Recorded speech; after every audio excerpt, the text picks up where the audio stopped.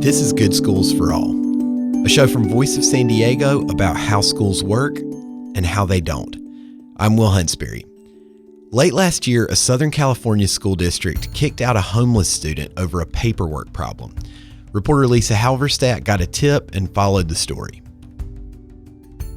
So Lisa, you got a tip that led you into this story. Tell me about that. So I was busy working on a number of other things, and I got this call from a high school student who told me that her younger sister had been unenrolled from school, and she quickly told me that her family was homeless. This family's in a school district in the southernmost part of San Diego. It's the San Ysidro School District, which is right next to the U.S.-Mexico border. This district has a really high homelessness rate, the highest concentration of homeless students in the entire region. In some years, as many as a third of students have been counted homeless. And that, there was an issue related to that led her to be unenrolled. One student and her family got caught off guard by school bureaucracy.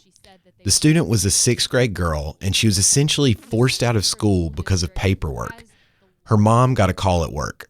And this really caught my attention right away, too, because she said that they were in the San Ysidro School District.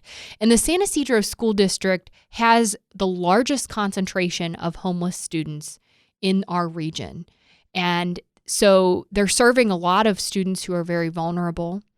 And there's also this federal law, the McKinney-Vento Act, that dictates how school districts are supposed to serve and literally, erect no barriers to education for homeless students. Right. And this high schooler was so impressive in that she literally was just citing pieces of this law and, different requirements that she felt that the school district should have been following. And so I just knew that I had to start digging in and asking some questions about this.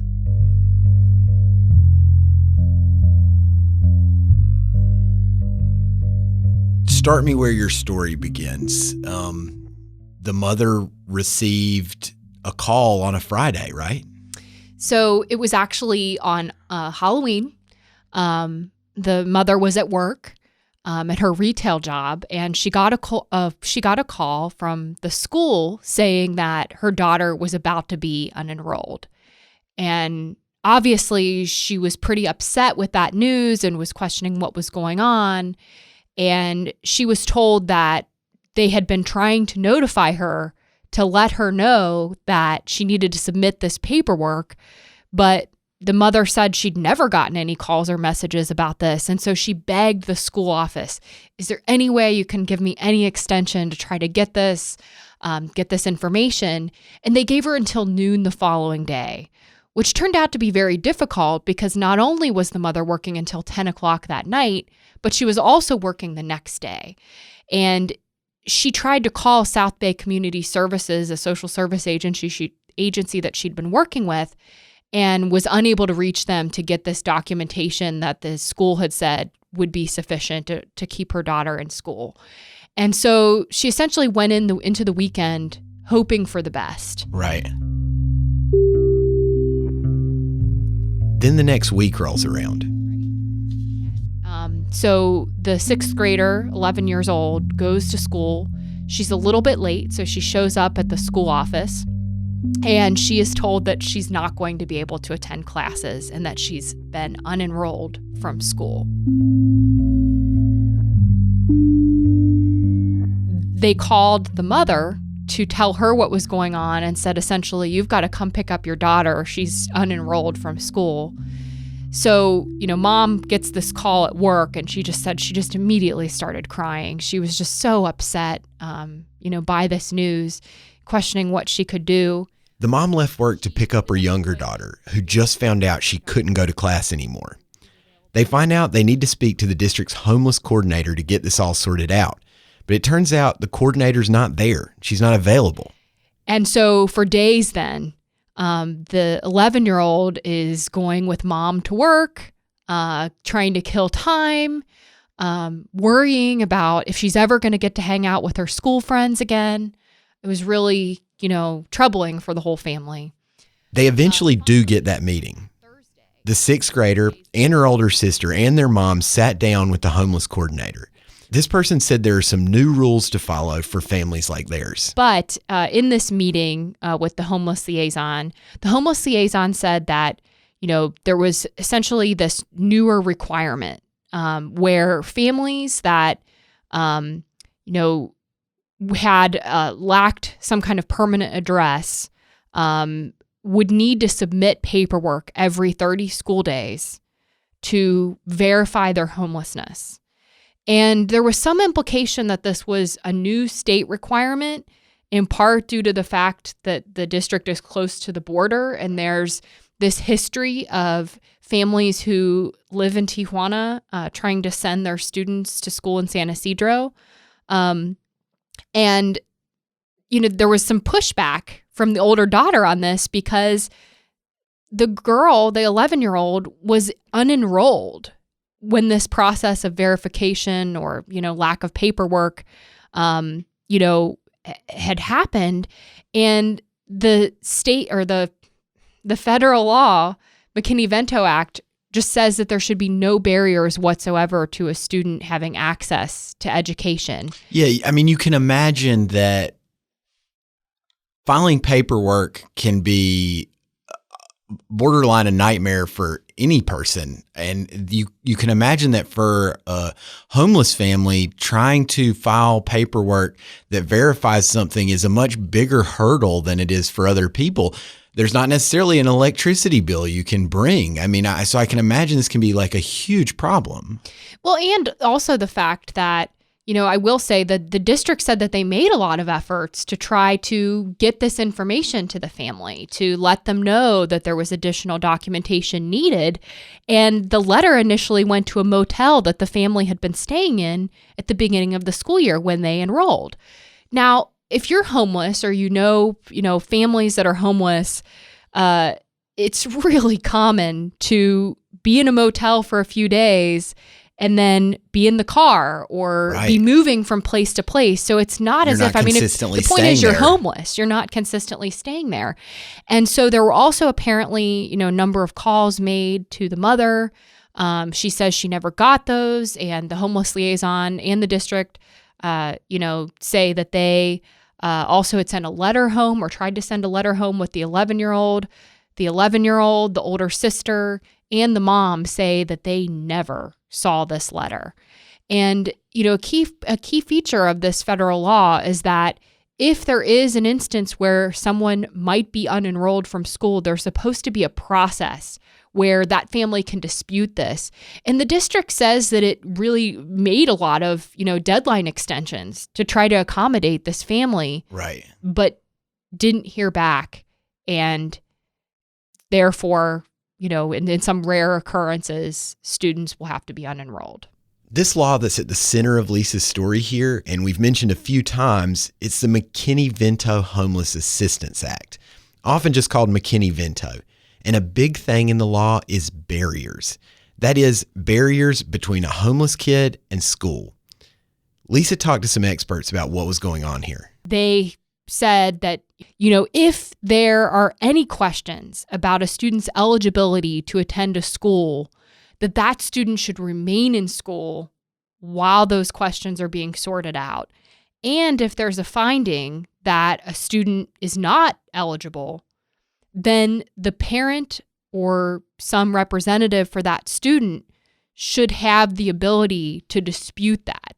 And in this case, the way that it played out, the mother says that she found out about this until it was essentially too late. And she didn't have sort of a dispute procedure that was laid out before her that she could start doing. Right. She didn't feel like she had the chance to dispute it. And I'm guessing the older sister didn't feel like there was a chance to dispute it. It's just, you guys haven't done what we've been trying to ask you to do. And so now we're going to unenroll you from school. Yes. And the district says, that it is fully compliant with McKinney-Vento and that it does make every effort and that there are these rare instances where they have trouble getting in touch with a family or, nailing down certain information. In this case, though, they said they were verifying some students as much as every 30 days. It sounds like Is that standard practice among other school districts that you'd verify a student's homelessness as often as 30 days? That's not something that I've heard. And I did also check with the Sweetwater School District because,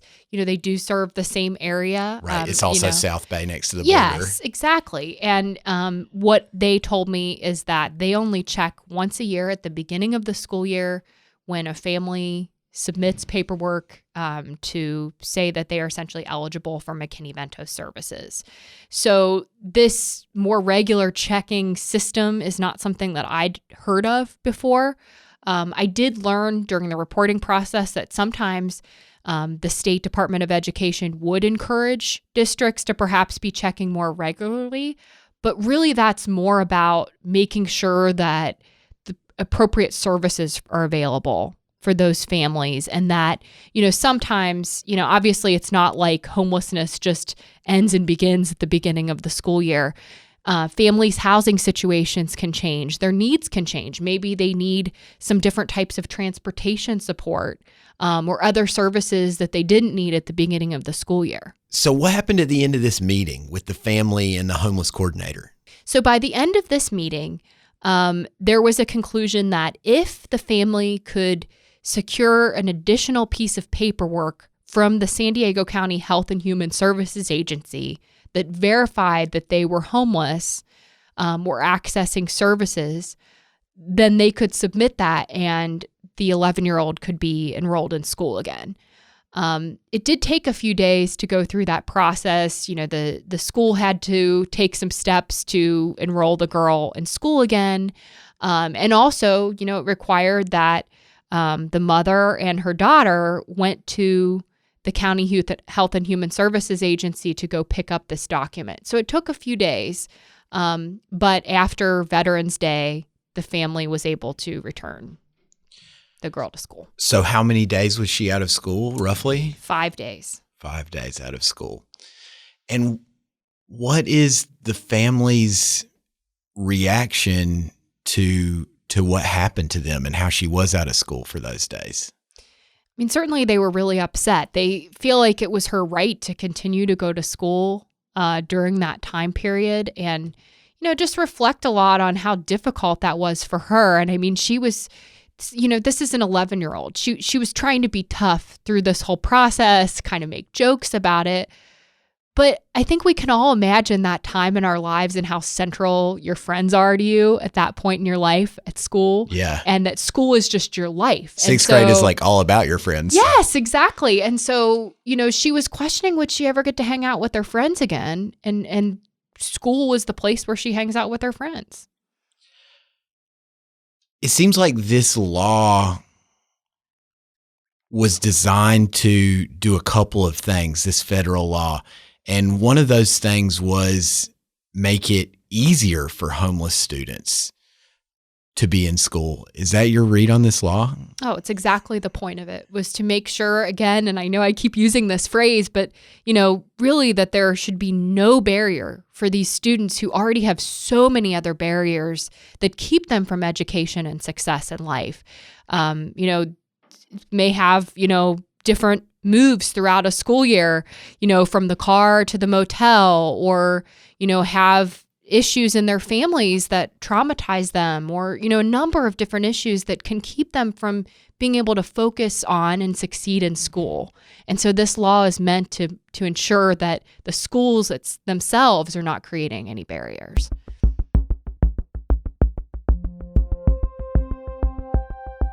I asked Lisa why this school district decided to go this route, requiring the paperwork every 30 days. Did that count as a barrier? She said that was a frustrating part about the story. The school district wasn't very clear about why they put this requirement in place. After talking with Lisa, I wanted to hear from someone else who's an expert on this, on homeless kids, their education, their situation, and the barriers that can get in the way. Hi, may I help you? Yes, we're here for Susie Terry. Okay, she's located upstairs if you go to your left. Uh-huh. It's the first door at the top. Our producer Nate and I went to talk with a woman named Susie Terry. Susie works at the San Diego County Office of Education. She advises schools on how to deal with homeless students. So her job is dealing with situations like the one Lisa described. What is different about school and the things that have to get done, and how a youth experiences school for a homeless student? Because I think a lot of us, we just show up to school every day and everything's kind of a given in our lives, but I presume it's a lot different for homeless students. Right. I often think back to my own school experience and sort of acknowledge the things I never even thought about or never even worried about when I was in school.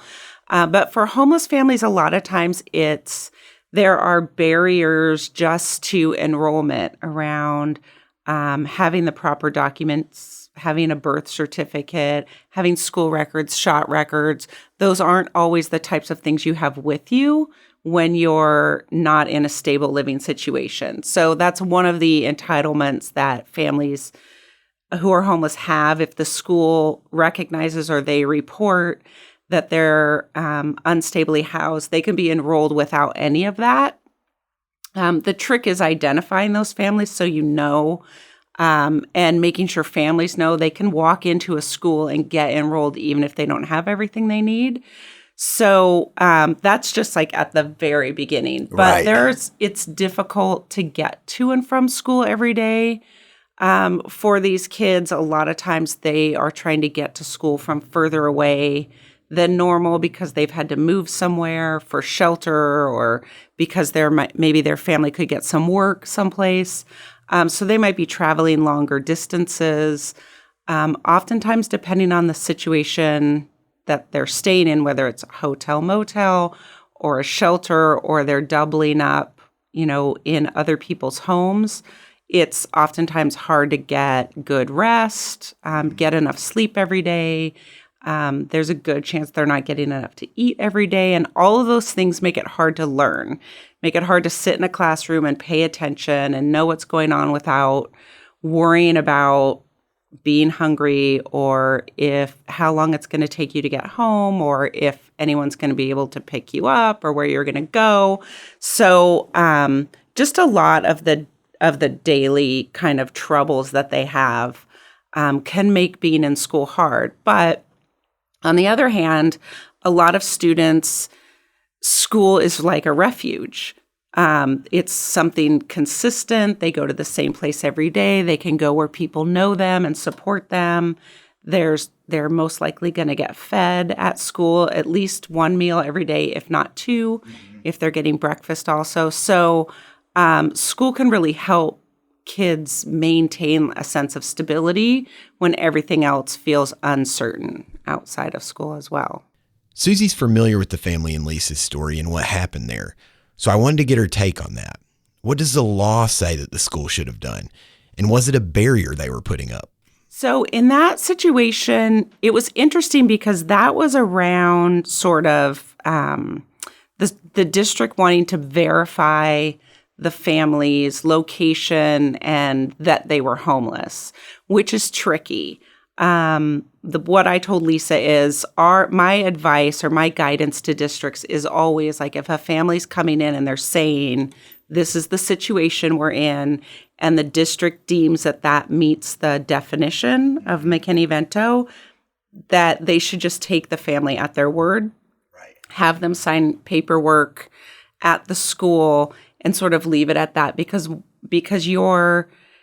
the law instructs districts not to create any policies or procedures that would create additional barriers for a homeless family. So needing to make an appointment with somebody and go to a meeting in order to verify homelessness, or Trying to show paperwork you don't have. Right. You don't have an electrical bill. Right, exactly. Those things are all ways in which could be considered creating additional barriers for a homeless family. So it's really tricky when districts kind of get into that.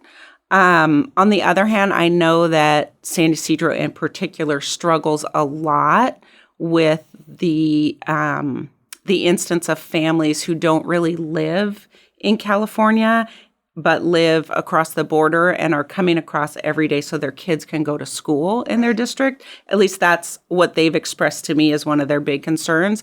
And so this is a way that they feel families are able to do that. And that's a worry for them, which I completely understand. It's just tricky with how, especially in that particular situation, how a student saying they're homeless and not necessarily having the documentation they need. And does that mean they shouldn't be able to go to school? Right. And actually, what the law says about that is if a family shows up and they're saying that they're homeless and the school disagrees, they still have to enroll the student and start educating them while that dispute is settled. Well, speaking of San Ysidro, they, I think, were in the news quite a bit not so long ago because of the really high percentage of homeless students they have. El Nino. The San Ysidro School District declared a state of emergency tonight in hopes of getting help from Sacramento. That's not the case. In fact, 1 in 3 school children living there is effectively homeless. 1,500 of them are homeless, and they could be in. Can you talk about what is the issue there and why the percentage would be as large as it is? I'm not 100% sure why their percentage is as large as it is in comparison to other school districts. And it's been as much like 30% or something, right? I think so, yeah. I've heard like up to a third of their students. In general, homeless education experts say a good like benchmark would be 10% of your low-income students. So I always use free and reduced price meal eligibility as a measure of low income. And so 10% of that is probably a good estimate of how many of your students are homeless. In San Diego County, in California, there was an audit recently. You might have to tell us about it. So the California state did a homeless education audit, and what they found is, for the most part, school districts in California are under-identifying their homeless students. They used kind of the 10% of low-income benchmark and found that most school districts in California are identifying like 5% or less. What they're saying their homeless population is about 5% or less than their low-income student population. So in their estimate, we're under-identifying in California. By as much by as about half, yeah. In San Diego, 10% of our low-income student population as a county would be about 26,000 students. The last few years, San Diego has reported, like when you put it all together for countywide numbers, we're reporting around 22,000. So I actually feel like we're probably doing not bad. To back up on those numbers real quick, for the school district we started this episode with, Susie's heard as much as 1/3 of students there are reported as homeless. And for the county it's in, San Diego County, the best number we have is 22,000 homeless students overall. That's 22,000 students reported homeless in this region at the corner of the United States. And across the country, there's that 10% figure Susie mentioned. If you look at the families eligible for free or cheaper meals, usually about 10% of those would be considered homeless. But that 1/3 in San Ysidro, that's high no matter how you look at it. So San Ysidro is obviously a district that butts up against the border of Mexico. As you said, it's low income. Do you think its proximity to the border is potentially impacting how many families are homeless? Or also, can you talk about how homelessness is defined? Because that might not even be what people think. Right. Yeah. So let me tell you about that. The Department of Education uses a definition that's a little bit different than, say, the HUD definition of homelessness. So under McKinney-Vento, anybody who lacks fixed, regular, or adequate nighttime housing meets the definition. So fixed Fixed means someplace stable that's not on wheels, like a car, or not a tent that you would move around, but a fixed structure. Right. Regular refers to like you have the right to go there every single night. Right. My name is on a lease. That's what gives me like regular housing. And then adequate is obviously like what you would normally think of around adequate housing. Like running water. Right. Electricity, not overcrowded. So included in that is families who are doubled up or sharing housing with another family or other families due to economic hardship or loss of housing. That's the main difference between McKinney-Vento's definition and HUD's definition. And one of the things that we know about individuals who become homeless with their children is that they are much, much more likely to look for somebody, anybody, family member, relative, friend, to take them in with their kids so that they don't have to have their kids in a shelter, in a motel, or in a car. So it's a common living situation for a lot of the families that we see in schools. Do you think it's the majority of the homeless students that we count people who? It is. Right. It is about 75% of the students that get identified every year. Living with a family or friends or something like that. And that 75% has been true for San Diego every year that I've been doing the data. And it's also true nationwide. When they look at nationwide data, it's always about 75% of families that are doubled up. Susie put a fine point on exactly why this law, McKinney-Vento, and her work is so important, why barriers have to be removed for students experiencing homelessness. School's their best shot for ending up in a stable home. So we know, I talk about it all the time, education is a pathway out of homelessness. We know if we can get these kids to graduation, their chances are just that much better that they won't be homeless adults. Right. If we can get them into community college or career tech ed or a four-year university, then they're even less likely to be homeless adults. But there's this intersection between education and homelessness that's bi-directional. So students experiencing homelessness are less likely to graduate. And students that don't graduate are more likely to be homeless. So there's this really important compounding place. Like issues. Exactly. And we, in education, we sit in a really important place where we can have an impact on the future outcomes of so many of these kids if we can figure out like how to support them, how to get them all the way, not just to graduation, but on a pathway that will take them even further.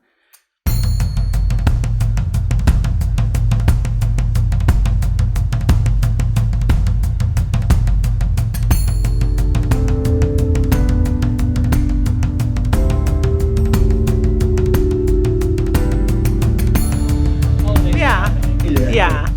Well, my wife subscribed to your podcast because I was telling her that I was doing this, and she's a podcast addict. So she was like, "Oh, I've never heard of it." And she was looking through it, and she goes, "Oh, I'm going to subscribe to this. They have some good topics."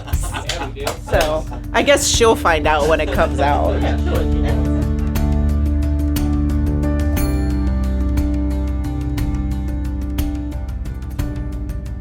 This has been the last episode of Good Schools for All for the season. From the whole podcast team here at Voice of San Diego, thank you for listening. We're extremely proud of this new season, and we hope you've loved it as much as we have. To keep up with Voice of San Diego, you can follow our weekly podcast. There's a link for that in the show notes, or just search Voice of San Diego wherever you're listening to this. This year, we'll also roll out a podcast for the election. Keep an eye out for that. You can follow us on social media at Voice of San Diego. I'm Will Huntsbury. My co-host for the show is our CEO and editor-in-chief, Scott Lewis. The Voice of San Diego production team is Nate John, Megan Wood, and Adriana Heldiz. This season has been edited and mixed by Nate John. Nate is the invisible force behind this show, and if you've enjoyed what you've heard, it's because of the amazing care he put into producing it. Thank you, Nate. That's it for Good Schools for All. Thanks for listening, y'all.